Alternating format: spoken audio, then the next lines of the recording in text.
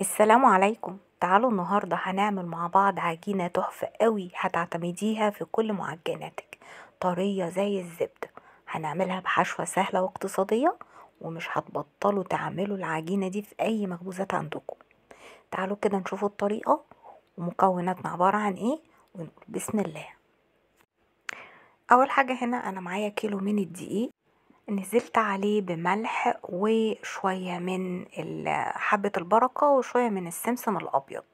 هخلط كل المكونات دي كده الأول في العجان مع بعضها، وبعد كده هنزل بربع كوباية من الزيت، وهخلط كويس جدا الزيت مع الدقيق حلو قوي. هنزل بعد كده بزبادية، ممكن تستبدلي الزبادية بلبن رايب. اللبن الرايب والزبادي بيطروا العجينة جدا. أي مخبوزات يا جماعة فيها لبن رايب وفيها زبادي بيطري العجينة جدا. بعد كده هوقف خلط وهبدأ أنزل بكوباية ونص من المية، عليها باكت من الخميرة الفورية، وعليها معلقتين كبار من السكر، وهخلط كويس جدا.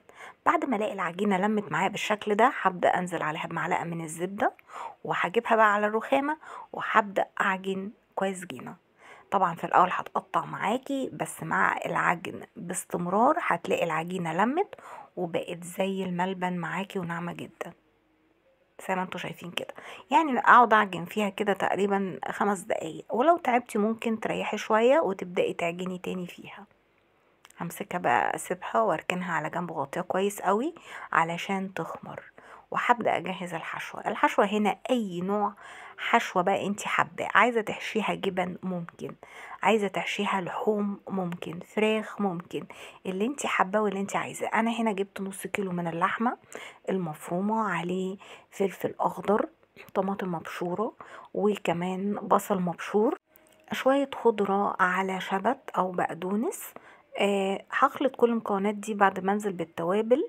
توابل عبارة عن ملح وفلفل اسود، بهارات لحمة، وشوية من الشطة. انا لو عايزة سبايسي شوية هحط شوية شطة.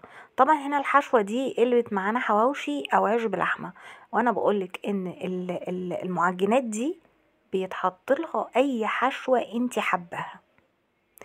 حطيت التوابل وعجنها بقى كلها كويس جدا زي ما انتوا شايفين. طبعا البصل انا مصفياه من المية. بدأت اشكل اللحمة كور، وعلى قد كور اللحمة عملت برضو كور من العجين وسبتها ترتاح شوية. وبعد كده بدأت اجيب واحدة واحدة وافردها زي ما انتوا شايفين كده، واركنها على جنب. طبعا يعني بفرد شوية دقيق، وببدأ اخد قطعة قطعة، وببدأ افردها كده على هيئة قرص. ومش عايزة ارفعها قوي قوي عشان هي لسه هتتفرد كمان اكتر من كده. بتعملي بقى على قد ما الرخامة تاخد معاكي او المكان، يعني بتعملي كذا واحدة مع بعض عشان بيبقى كده الطريقة دي اسهل لك. بتلاقي نفسك ان انتي انجزتي. انا عملت هنا اهوت 6 طبعا، وبدأت احط فيهم الحشوة على جنب كده شوية وهفردها. ومش عايزة اوصلها للحروف عشان انا الحروف دي هتتقفل معايا. بعد كده هتني الحرف اللي فاضي شوية على اللحمة، وهبدأ بقى ابططها شوية كده زي القطايف. انتوا لو تلاحظوا شكلها عامل زي القطايف بس شكلها كبير. واجيب بقى اضفر كده الحروف. طبعا الحروف مش هتعرفي تعمليها كده، ممكن بشوكة وتبدأي تضغطي على الحروف دي عشان تقفليها. هبدأ أبططها وأفردها كده وأرصها في صينية مدهونة دهنة زيت خفيفة جدا. هعمل الكمية كلها بالشكل ده لحد ما تخلصيها، وهتجيبي بقى شوكة وهتبدأي تخرمي الوش كده. طب ليه بخرم الوش كده؟ علشان ما يقبش معايا قوي، وممكن كمان ينشف مني. وحتى لو قب هيقب بس الهواء اللي فيه كله هيطلع منه. يعني الاخرام دي مهمة قوي قوي. انا هنا بقى جبت بيضة عليها شوية من الحليب وشوية من الفلفل الاسود، وبدأت ادهن الوش. طبعا في الفترة دي بكون مجهزة الفرن على درجة حرارة متوسطة. انا ما بسيبش خلاص العجينة تخمر، انتي بتبدأي السوا على طول، يا دوب الفرن بس يسخن لمدة 10 دقايق كده، وتبدأي تدخلي اول صينية انتي فردتيها.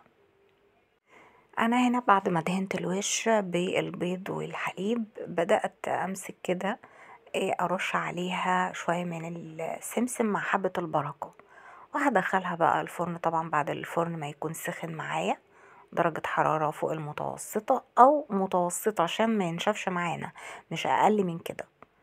هدخله هلاقي الوش خلاص بدأ يحمر، وكمان من تحت بدأ ياخد لون جميل. هخرجه في صينية تانية وهغطيه، اللي يطلع اغطيه كويس قوي علشان ما ينشفش معايا. هيطلع معاكي فطاير بحشوة اللحمة رهيبة، ملهاش حل، فعلا ملهاش حل. انا عايزاكم تجربوا الطريقة الجميلة دي في عمل المعجنات، وهشيها اي حشوة انت حباها. حبايبي لو عجبكم الفيديو ما تنسونيش في لايك واشتراك، واشوفكم على خير ان شاء الله في فيديو جديد وبألف هنا.